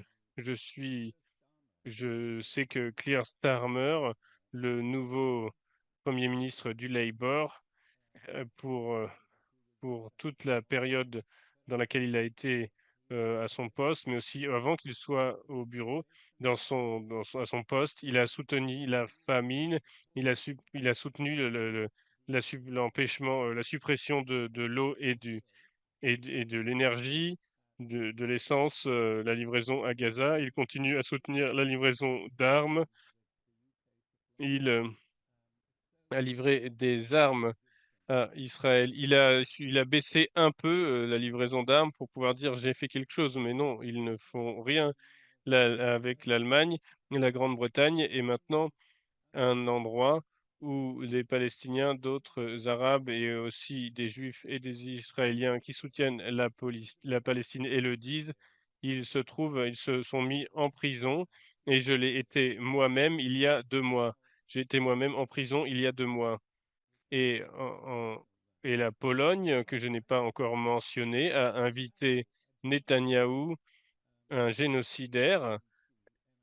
Euh, il a, il a invité Netanyahou, que à la fois la Cour internationale de justice et la Cour pénale internationale ont dit qu'il devrait être en prison, qu'il devrait être eh bien, la Pologne l'a invité en Pologne pour rendre clairement le fait qu'ils ils ne suivront pas les demandes de l'arrestation de la Cour internationale de justice. Et qu'est-ce qu'il va faire en Pologne? Il est invité le 27 janvier à être l'invité honneur d'honneur à Auschwitz, à la commémoration d'un génocide juif en 19 qui a eu lieu de 1940 à 1945, le génocide des Juifs euh, qui a été fait par les Allemands. Et maintenant, ils invitent un génocidaire, dans ce cas un génocidaire juif, à commémorer la Shoah, alors qu'il est actuellement en train de mener un génocide lui-même. Donc, je veux terminer en disant 2 choses que je pense sont importantes à mentionner ici.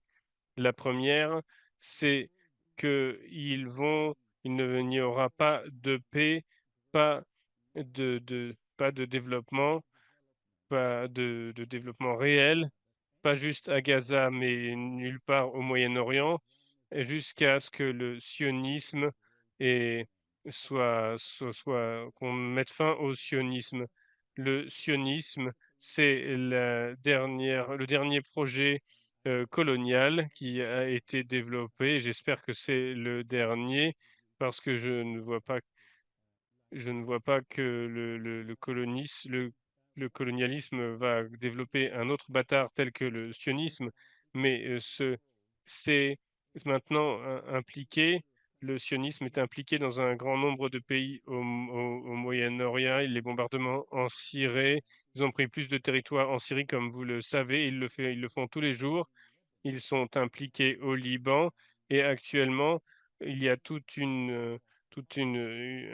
type, de nombreux partis qui ont déjà prévu de, de créer des groupes pour créer des camps, des nouvelles colonies juives au Liban. Et aujourd'hui,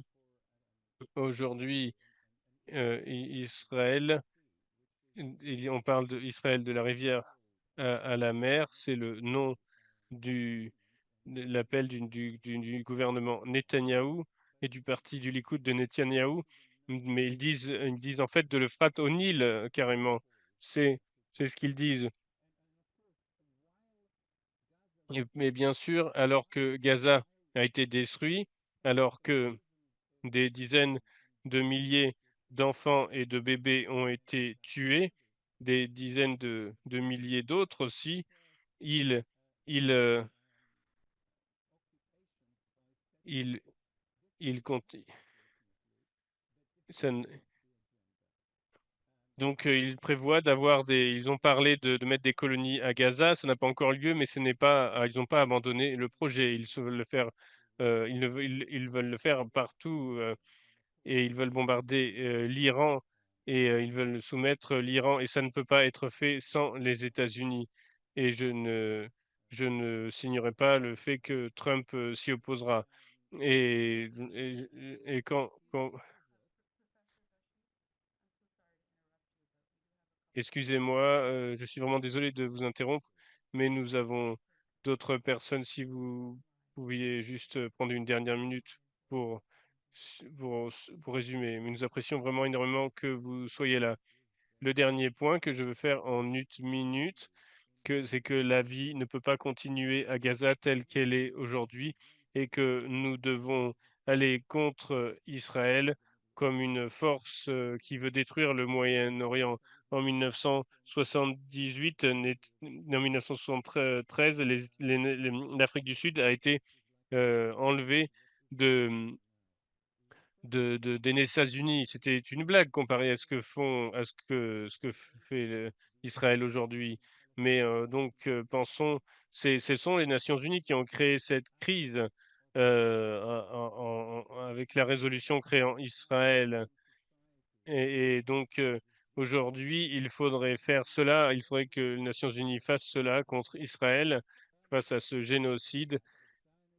Il faudrait rendre permanent que le sionisme ne peut pas être membre de l'ONU. Merci beaucoup. Merci beaucoup, professeur Bachis. J'ai inclus votre livre dans le chat pour que les gens puissent le voir, puissent le lire. Donc, vous pouvez lire le livre du professeur Haim Bechis. Donc, nous allons avoir ensuite la période de discussion de membres de la coalition pour la paix. Mais avant de continuer, je veux lire un certain nombre de choses. Une étant, les gens sont sans doute très au courant du révérend Isaac. Il a fait une déclaration par rapport au cessez-le-feu que je vais lire très rapidement. Il a dit: nous avons demandé un cessez-le-feu depuis des mois maintenant. Il semble qu'un cessez-le-feu soit en train d'avoir lieu et je reçois je fais face à beaucoup d'émotions contradictoires. En tout cas, je suis très inquiet je le verrai quand je le croirai quand je le verrai. En tout cas, nous ne pouvons pas être heureux. Gaza a fait face à des grandes souffrances, perdu trop de vies à ce moment. Nous voulons juste, nous voulons juste que la tuerie s'arrête. Je remercie tous ceux qui seront libérés, les Palestiniens et les Israéliens, et je prie pour que nous atteignions un point où tous les captifs soient libérés. Et un cessez-le-feu est sans doute quelque chose à célébrer, ça ne peut pas être notre objectif. C'est pas le moment de respirer. Trop de questions ne sont pas répondues. Beaucoup de choses sont toujours là. Est-ce que la reconstruction va commencer, et en particulier celle des hôpitaux? Est-ce qu'il y aura suffisamment de nourriture et d'aide médicale à Gaza? Est-ce que les docteurs et les soignants en général seront autorisés à retourner à Gaza et amener le soutien nécessaire? Est-ce que ceux qui ont souffert et qui ont perdu leurs proches aimés, qu'est-ce qui et, qu'est-ce qui va passer pour tous ceux qui ont leur corps amputé et les 2 millions de réfugiés? Est-ce que le cessez-le-feu est temporaire? Et nous attendons, nous faisons face à beaucoup d'incertitudes pour l'avenir à la bande de Gaza et en Cisjordanie. Et ceux qui ont commis des crimes de guerre, est-ce qu'ils seront rendus coupables? En même temps, nous devons pas juste rester en colère et frustrés. Les gens ont le droit de vivre dans leur propre terre et les gens à Gaza ont le droit de vivre en paix dans leur propre pays. Il ne faut pas avoir d'apartheid, d'annexation ont déjà lieu en Cisjordanie. Et donc, nous avons des checkpoints partout, une ségrégation, une politique de ségrégation, un cessez-le-feu est sans doute quelque chose dans lequel on doit être heureux. Toute vie sauvée est quelque chose à célébrer. Toute vie est importante. Donc, nous sommes heureux de cela. Mais souvenez-vous que le cessez-le-feu n'est pas l'objectif. Il faut mettre en fin à ce cauchemar de longues années. Et il faut que la justice aille de l'avant. Et il faut continuer. Merci. Je veux remercier le Reverend Isaac. Et une autre nouvelle aussi qui est sortie immédiatement sur mon écran, un instant, le, le nouveau président et bientôt nouveau président a parlé avec Xi Jinping aujourd'hui. Donald Trump a parlé avec Xi Jinping. Il a dit, j'ai parlé avec Xi Jinping, porte-parole Xi Jinping de Chine. La discussion a été bonne pour les États-Unis et pour la Chine. Je pense que nous allons pouvoir résoudre beaucoup de problèmes ensemble et nous allons commencer immédiatement. Nous avons discuté du commerce, de TikTok et beaucoup d'autres choses. Le président Xi et moi allons faire tout pour faire un monde plus pacifique et sûr. Donc, ce sont des choses importantes à amener dans la période de discussion que nous allons maintenant commencer. Il est maintenant possible de lever la main. Vous pouvez donc maintenant lever la main. Et si vous voulez poser une question, vous pourrez parler en français et nous vous traduirons en direct. Nous traduirons votre intervention en direct en anglais. Donc, vous pouvez, à ce moment-là, vous pourrez parler 3 minutes chacun parce que nous sommes assez nombreux. Le chat c'est peut-être maintenant aussi ouvert pour écrire ou le sera plus tard peut-être, pour écrire dans le chat. En tout cas, vous pouvez dès maintenant, voilà, vous pouvez dès maintenant lever la main. Voilà, nous allons bientôt commencer cette partie de discussion. Alors, Denis Speed veut parler donc d'un tract. Je veux expliquer ce que c'est le bureau des menteurs qui veulent bloquer la confirmation de Tulsi Gabbard et de Tulsi McCain. C'est exemplaire du genre d'exemple de ce que nous faisons, de ce tract par l'organisation La Rouge. Cela a à voir avec des choses très spécifiques, avec et ce qui se passe avec Mahmoud Lentol. Nous parlons des, des, du mouvement de la paix, nous voulons être très positifs, nous avons été très positifs. Le point de ce document, c'est de s'assurer qu'il y ait une capacité qu'il y ait des gens qui sont des citoyens américains. Ils doivent savoir pourquoi ces dénominations sont importantes pour toute personne dans ce pays et au niveau international. Ce document et ces 5 sections, je vais y référer. Et les néocons, l'alliance des néocons sont les terroristes. Il y a la surveillance, la corruption au département de la justice. Il y a une guerre face contre les lanceurs d'alerte. Il y a une manipulation des, des médias, des médias. Il y a, et donc aujourd'hui, le Sénat se réunit. Et quand on parle de ces confirmations, les nouveaux élus, les membres, les ministres américains doivent être confirmés donc par le Sénat américain. Et aujourd'hui, tous ceux qui ont été impliqués dans la politique savent que depuis des décennies, il y a différentes factions qui ont des fois résolu des situations. Et donc, les agences de renseignement dont Chuck Schumer a parlé au tout début de l'administration Trump, est-ce que c'est la cible de ce discussion? C'est la cible de notre tract. Est-ce que c'est la cible? Nous parlons de la forme non organisée, en fait, de cela. Il y a beaucoup d'attaques.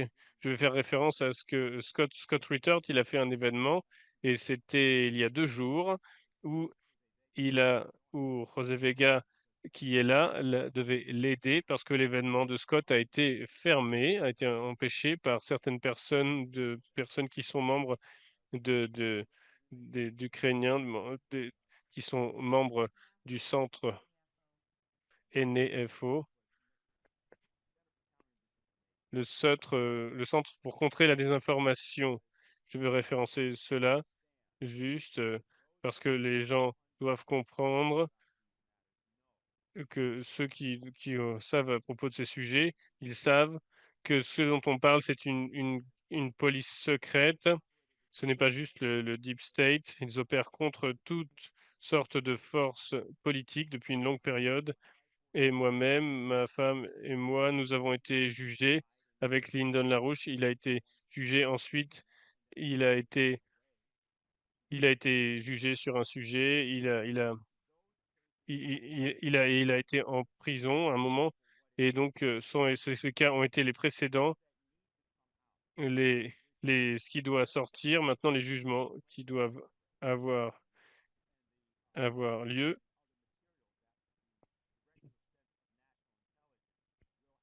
Et donc, le centre du renseignement, ce sera très important, mais le directeur de le centre,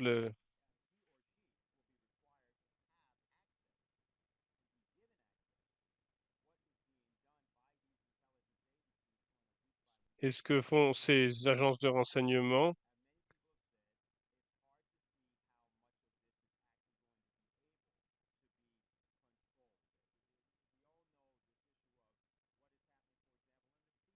et on sait ce qui a lieu par rapport à la question du cessez-le-feu et par rapport à Gaza et l'Israël, mais aussi par rapport à l'Ukraine. Et la raison, c'est ces agences de police, ils font peur aux gens. Et cela a déjà été dit par Wilkerson, par le colonel Wilkerson, il y a quelque temps, que l'un des congressistes qu'il a rencontré a été terrifié à propos de l'idée en particulier de prendre certaines idées qu'il aurait été très heureux de le prendre, mais il ne pense pas qu'il puisse les prendre, ou il ne pense pas qu'il puisse les prendre par le Congrès, euh, pas juste à cause du sionisme lobbyiste, c'est une belle façon de le mettre, mais il a peur d'être viré par une agence des États-Unis et de la Grande-Bretagne également. Donc nous avons sorti ce pamphlet et c'est un exemple de ce que nous voulons voir avoir lieu. Et autre chose que je veux dire, c'est qu'il faut se renseigner, il faut s'enregistrer comme agent de l'étranger. Et un ancien congressiste, Bob Livingston, a écrit un op-ed qui est sorti le 23 janvier qui, qui, le 24 janvier, et je veux parler de son éditorial pour que les gens aient un sens de comment ce groupe terrorise les gens. Il a 81 ans et il a servi dans la marine américaine, il a été élu au Congrès, j'ai été élu au Congrès après avoir servi pendant 22 ans, et rapidement après, j'ai créé le Lobbying Group de lobbying, et dans 23 années, nous avons agi avec ce groupe. En 2023, 2 agences de bureaux sont venues à ma maison à Nouvelle-Orléans, me posant des questions impliquant nos représentants. En n'ayant rien à cacher, j'ai parlé pendant 2 heures et demie avec eux. Je leur ai tout dit, je leur ai dit la vérité, je leur ai dit les faits. Ils m'ont rappelé d'incidents. À la fin de l'interview, les agents m'ont présenté une une, et le jour suivant, j'ai appelé les agents et je leur ai demandé: «Est-ce que je suis une cible?» À ma grande surprise, les agents m'ont dit: «Oui». Et après, il y a de nombreuses années, il y a 50 ans, eh bien, les gens pensaient qu'il qu'il qu'ils iraient qu'il y avait des questions de surveillance.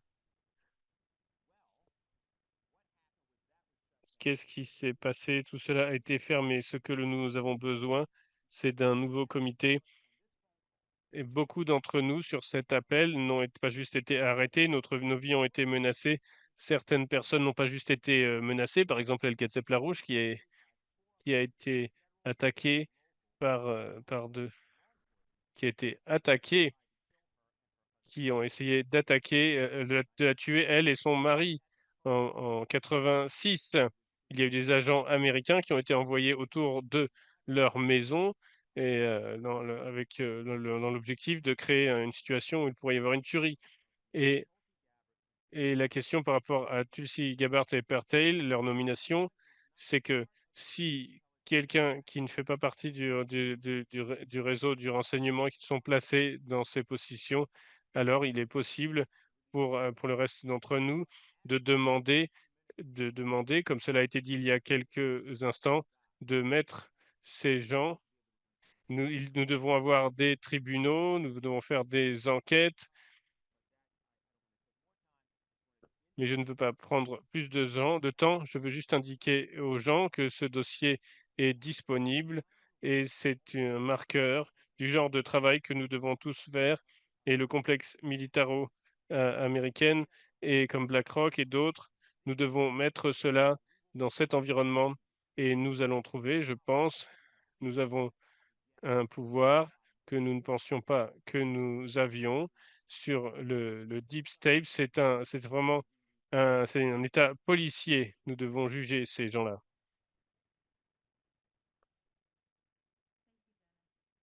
Merci, Denis, pour cela. Merci, Dennis. Nous allons maintenant, j'ai mis dans le chat le lien pour que les gens le pamphlet, le tract.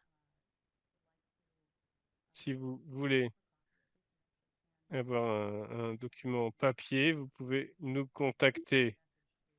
Envoyez juste un message à larouche.org. Maintenant, nous allons donner la parole à Jack Gilroy, qui a un rapport. Un, un rapport sur les marchands de la mort.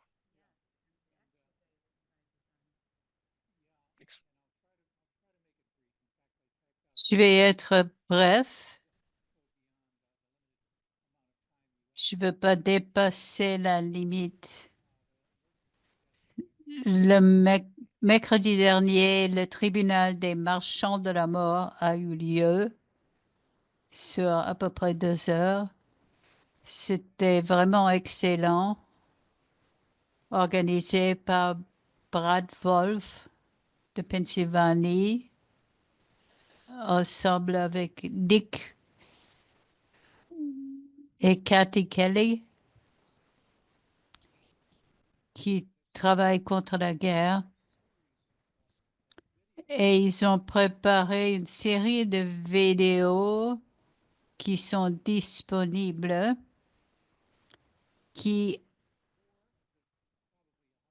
ont mis en accusation et ont condamné certains des les plus grandes entreprises de la mort. Lockheed, Raytheon, Boeing et General Economics, je crois, de Californie. Ils ont invité des personnes à témoigner. Une professeure de la faculté de droit à San Diego. Elle était merveilleuse. Bill Quigley, l'ancien directeur de l'Organisation des droits constitutionnels de New York, professeur de droit. Sa présentation était excellente. À la fin, il a noté que la question à poser, c'est à quoi bon faire tout cela? Et il a dit, imaginez seulement si ce qui va se passer si nous ne le faisons pas. Cela vaut aussi pour les groupes qu'on institue cela. Si vous allez au site merchantsofdeath.org, il y a une série de 25 vidéos qui portent sur les témoignages, dont une qui parle de l'avenir de la Chine. C'était avec Anastasia, c'était assez incroyable ce qu'elle a dit tout à l'heure. Moi-même, je suis activiste et je pense qu'il faut faire du suivi par la suite. Il faut commencer à agir. Il ne suffit pas de parler. L'éducation est la clé. Et notre organisation, les vétérans pour la paix, organisme que je représente, et cette organisation défend les étudiants qui manifestent aussi contre la guerre. Vous pouvez aller à notre site aussi, Veterans for Peace. Et on encourage les étudiants à ne pas se laisser interviewer par les représentants, les recruteurs de l'armée, des forces armées qui viennent dans les universités pour essayer de convaincre les étudiants de rejoindre les forces armées après leurs études. Nous voulons aussi que les gens comprennent l'importance de AIPAC, c'est-à-dire un lobby israélo-américain. Et comme l'a noté notre professeur tout à l'heure, il ne s'agit pas seulement de Netanyahou, mais du sionisme. Et nous comptons organiser une série de présentations de cours sur le sionisme sous différents aspects. Nous allons aussi traiter des questions économiques, par exemple la dividende de la paix, soi-disant, qui était auparavant l'argument qui était proposé au peuple américain comme quoi les entreprises militaires ont aussi profité de la paix et pas seulement de la guerre. Aussi, le professeur Bashir a parlé des Nations Unies. Cela m'a beaucoup intéressé. C'est très important là encore de l'éducation, d'informer les gens. Il faut aussi encourager le gouvernement et différents comités du gouvernement à mener des enquêtes sérieuses sur les abus. Nous faisons tant que nous pouvons dans notre capacité.